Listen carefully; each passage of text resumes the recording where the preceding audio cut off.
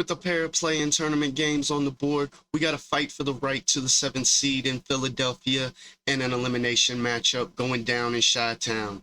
This is BAM here to break down both matchups, see what juicy lines we can find.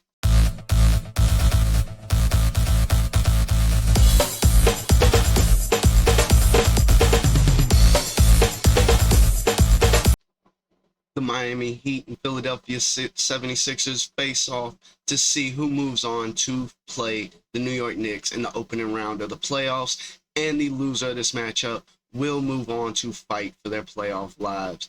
Now, Philadelphia backers out there may have felt the season was done when they saw Joel Embiid go down with injury early in the season, but we have seen him return back to play, and while you will see his name on the injury reports as questionable, I do feel that it is a strong likelihood that he plays in this game, and that is reflected in the number we see on the spread as Miami comes in as a 5-point underdog in this matchup.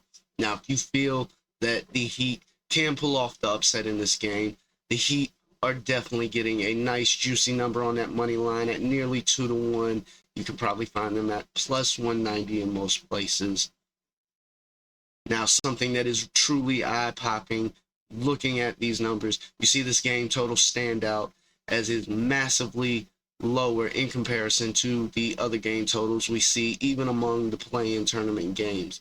Now, this is reflected due to the pace of play and the style of play that we see out of both teams, each preferring to operate more out of a half-court set, and thus this is reflected in things like there being less overall shot attempts in a game, slower play means less possessions, and now you've heard me say that game total unders are a strong angle to attack, especially in playoff basketball.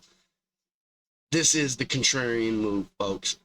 With a number this low, it does not take much for the over in this matchup to be a very strong play. That's exactly where I'm going to be going, as we saw this number for the game total open at 207, in some places already ticking up to 208, and that's where I'm going to be hopping on this number. I feel that the over is definitely a strong play on anything like 208, 208 and a half. As long as you're staying under that 210, 210 and a half, I feel the over is definitely the way to go with this game total. In our next matchup, we have two teams that did not have the most stellar of seasons, but nonetheless, playoff hopes still exist. We got the Atlanta Hawks going in and facing off against the Chicago Bulls. Looking at the spread, we see the Bulls are a slim favorite at -3 points. And unfortunately for handicappers, inconsistency can be the hardest thing to get over when it comes to trying to cash a winning bet. And both of these teams have shown all throughout this season how inconsistent they can be. Hell, if it wasn't for the play-in tournament, we wouldn't be talking about them right now. If they played in the Western Conference, we wouldn't be talking about them right now.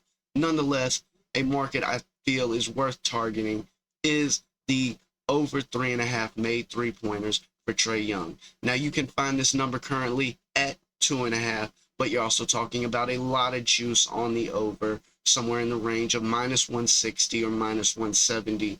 Now, if you bump that number up by just one made three-pointer, you're likely going to be able to grab a plus number. I was able to get plus 108.